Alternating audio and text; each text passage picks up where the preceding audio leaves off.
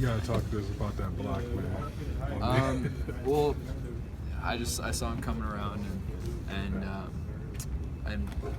I was really gonna go for it. Then I realized it's my hitting shoulder, so I just throwing shoulder. So I just kind of got in his way. But sounded better hitting shoulder. Yeah, I mean, in retrospect, it would have sounded cool if I had laid him out, but you got to think of the future.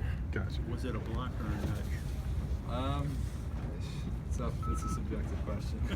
Yes, it I'll let is. everyone else decide. When Soso flips the field like that, I mean, what kind of goes through your mind? I don't know. I mean, it was a little flashback to Reggie Bush personally, because that was probably one of my favorite players growing up in Matt Leinart.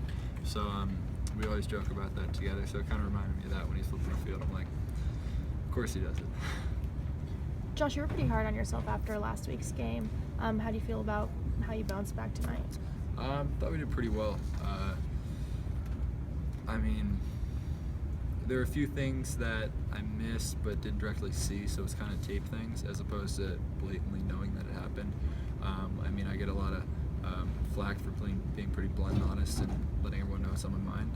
And last week I let everyone know I was not content with how I played at all, and this week I'm pretty happy, but I definitely think there are things to get better on.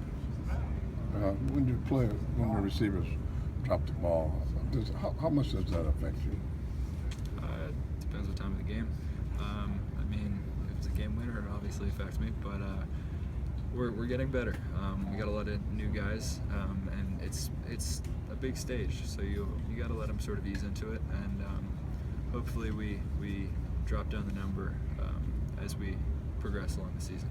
Do you think that you guys are in sync? I know you had a whole off season together or training camp together, but do you think that you guys are in sync in the beginning of the game? Yeah, absolutely. We're waiting for that guy to come out, and we got a ton of athletes, but someone I can come to, and on third down, like JP last year, that was my dude right. Last year on third down, and throw a slant to him on 3rd and 10 and be complete every single time. So we're waiting for that guy to emerge.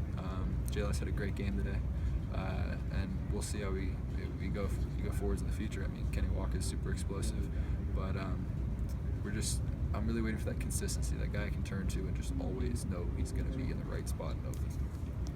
Are you putting too much pressure on yourself this year to do more? That's sort of a double entendre question. I believe I'm putting my pressure on myself, but not too much. I have to. I mean, I strongly believe that I'm the best quarterback in this country, and in order to do so, I have to take the responsibility of such. I didn't play like it last week. I think I'm getting there this week, and I think you have to play with that confidence in order to be successful. And we're trying to gain that as an offense, and play by play, game by game. I think we're going to progress towards that and come on the field with the swagger that really no one can stop us. And that's, you got to think it before it happens. You got to believe it before it actually manifests itself on the field. Coach Moore talked about how you guys struggled in the third quarter again after you started last week.